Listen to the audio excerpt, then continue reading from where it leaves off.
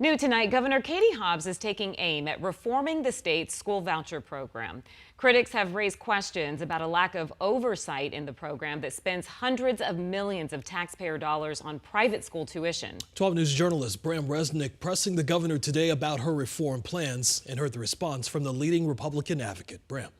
Yeah, Jonathan, a year ago, Democratic Governor Katie Hobbs wanted to repeal the universal expansion of the Republican-backed empowerment scholarship accounts. Now she's lowered her aim to making them more transparent. But Hobbs is clearly looking farther down the road to making ESAs an issue in the November elections. When Democratic Governor Katie Hobbs took office 12 months ago, she vowed to roll back the expansion of the empowerment scholarship accounts. That didn't happen. Obviously, it was aspirational. Now Hobbs has lowered her aspirations.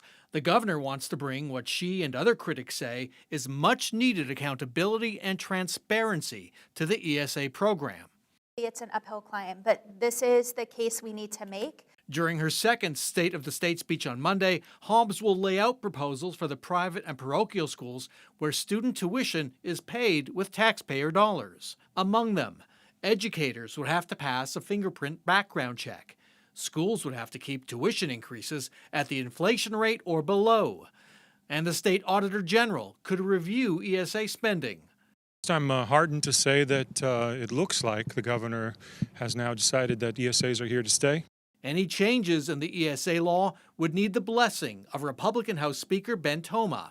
He's the father of the school voucher expansion, the largest in the country when it took effect in late 2022.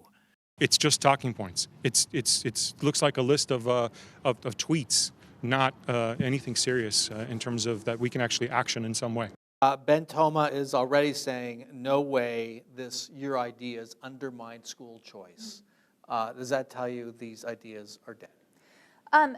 You know, I think obviously it's an uphill climb, but this is the case we need to make. And if the legislature is not going to hear it, I think the voters will. This is, if they want to defend spending taxpayer dollars on luxury car driving lessons or grand pianos or water parks, be my guest.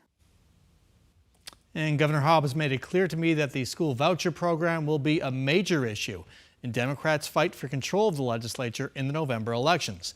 And by the way, the new legislative session starts on Monday with the governor's State of the State speech. Let's send it back.